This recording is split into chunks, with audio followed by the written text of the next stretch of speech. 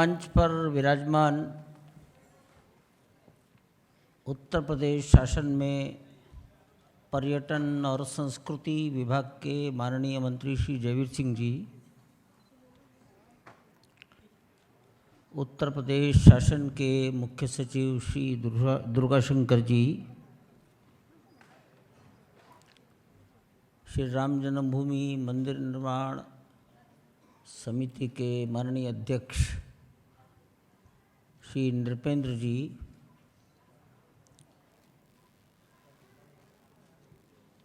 और निर्माण समिति के सदस्य श्री अनूप मित्तल जी, राम जन्मभूमि तीर्थ क्षेत्र एक ट्रस्ट है, लेकिन उसमें ट्रस्ट नाम का उल्लेख नहीं है। तो राम जन्मभूमि तीर्थ क्षेत्र के न्यासी डॉक्टर अनिल मिश्र जी, पर्यटन और संस्कृति विभाग के प्रमुख सचिव श्री मुकेश जी मिश्राम, अन्य उपस्थित अधिकारीगण, सभागार में उपस्थित श्रद्धेय बहनों भाइयों, तो ये बड़ा हर्ष का आज का ये अवसर है। हम जिस कल्पना से आए थे और क्या देख रहे हैं, ये सारा वर्णन आदरणीय नृपेंद्र जी ने आपको कर दिया, पुनरावृत्ति की आवश्यकता नहीं है।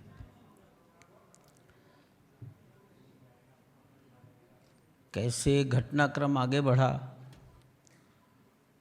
बहुत शुरू में ही ये बात आई कि 70 एकड़ में क्या क्या बनाना है, तो उसमें एक म्यूज़ियम भी बनाना है। वो सब आपने सुन लिया, और स्वाभाविक ही जो जिम्मेदारी स्वीकार की गई है,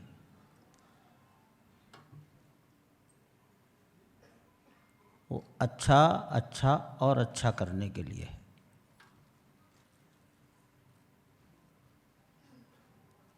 वहाँ क्या रखा जाएगा, तो 3 वर्षों में जो कल्पनाएं हैं,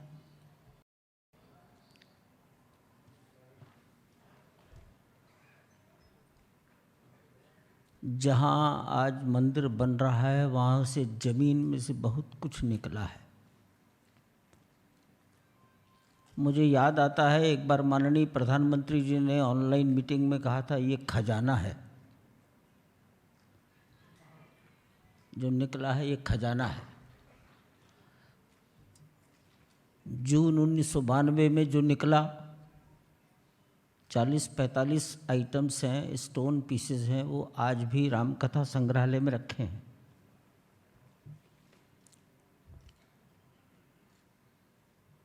उसके बाद 6 दिसंबर 1992 को निकला, लगभग बिना गिनती के मैं बता रहा हूँ कि शायद 270-280 पीस हैं। वो जन्मभूमि पर ही पुलिस कंट्रोल रूम में रखे हैं। एक बड़ा भारी शिलालेख निकला, लगभग 5 फीट लंबा, उसको पढ़ा गया। 1154 ईस्वी का है, कन्नौज के राजाओं का। वो कोर्ट की संपत्ति है, वो भी रखा है। 2003 में उच्च न्यायालय के निर्देश पर जहाँ आज मंदिर बन रहा है, वहाँ राडार तरंगों से फोटोग्राफी कराई गई थी। उसमें राडार तरंगों की फोटोग्राफी करने वाले कनाडा के साइंटिस्ट ने कहा था, ज़मीन में दूर दूर तक एक भवन दिख रहा है। दिख रहा है तो निकालो, खोजो। तो फिर भारतीय पुरातत्व विभाग ने, ASI ने लगभग 6 महीने 2 एडिशनल डिस्ट्रिक्ट जजेस की ऑब्जर्वेशन में बड़ा साइंटिफिक एक्सकवेशन, उत्खनन किया था। वो सब सामान रखा है। - 2020 में फैसला आ गया, ट्रस्ट बना दिया भारत सरकार ने सर्वोच्च न्यायालय के डायरेक्शंस पर। ट्रस्ट ने अपना फंक्शन शुरू कर दिया। कोरोना लग गया, उस कोरोना काल में हम कुछ करने लगे, 2-2, 4-4 लोग, जमीन में से खजाना मिलने लगा। बाद में वहाँ से सब मलबा हटाया गया, नीचे तक गए। जिस लेवल से काम शुरू किया था उससे लगभग 14 मीटर गहराई तक गया। जो निकला वो सब रखा है।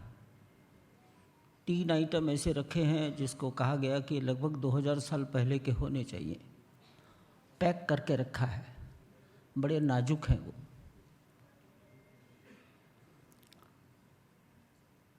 जुलाई, अगस्त, सितंबर में भी कुछ निकला, रखा है।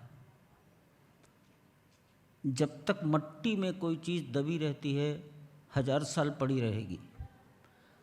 एक बार एक्सपोज हो गई, सूर्य की किरणें, हवा और पानी लग गया तो डिके होना शुरू हो जाता है। ये एक पुरातत्व विभाग का एस्टेब्लिश्ड विचार है, तो इसलिए उसकी सुरक्षा। आखिर इसको समाज देखे, ये मैं समझता हूँ इस म्यूज़ियम की संपत्ति बनेगी।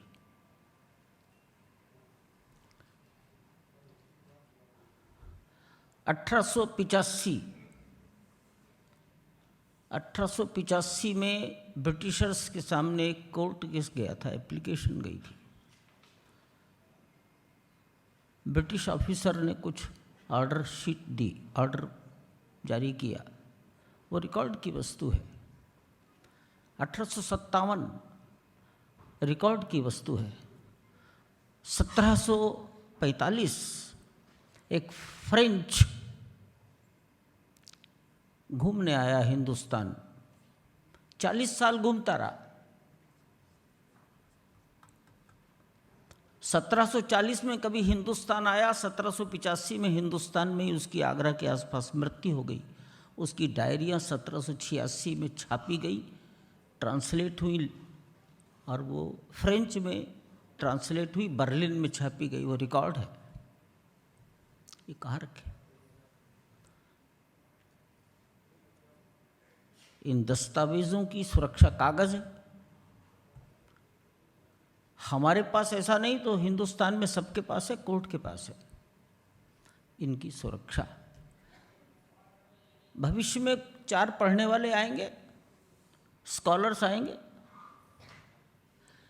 इन कागजों को पलटेंगे, वो तो फट जाएंगे। तो उनका डिजिटलाइजेशन होना चाहिए। इन सब के लिए, वो सब के लिए दृश्य हो, दृश्यमान हो, सुरक्षित हो। इसके लिए संग्रहालय, संग्रह करने का स्थान। तो हम, एक विचार तो ये है, सारे संसार में राम है, संसार के अनेकों देशों में राम है। किस देश में किस रूप में राम है, किस रूप में किस देश में राम का प्रस्तुतिकरण होता है, उसको अगर किसी ने एक स्थान पर देखना हो तो अयोध्या का ये राम कथा संग्रहालय हो सकता है क्या? भारत में केवल उत्तर भारत में रामचरितमानस है। वाल्मीकि ने रामायण कभी लिखी जो राम के समकालीन है, उसके आधार पर हिंदुस्तान में तमाम राज्यों में लिखा गया है। दक्षिण में, तमिलनाडु में, केरल में आध्यात्म रामायण, तमिलनाडु में कंबरिषि की रामायण, ये सारी कहीं एक जगह मिल सकती हैं क्या? राम कथा संग्रहालय। राम के जीवन पर जितना संसार में हो सकता है, अब इसको खोजने वाले तो तज्ञ लोग होंगे, हमारे पास तो क्या है, बहुत थोड़ा सा है। इतना ज़रूर कह सकता हूँ, 1785 से लेकर आज तक के कोर्ट के पेपर ज़रूर हमारे पास है। तो अगर हम जैसे लोग सामान्य अलमारियों में इन कागज़ों की सुरक्षा कर सकते हैं, तो संग्रहालय में तो बहुत कुछ हो सकता है। वहाँ तो एक्सपर्ट्स रहेंगे।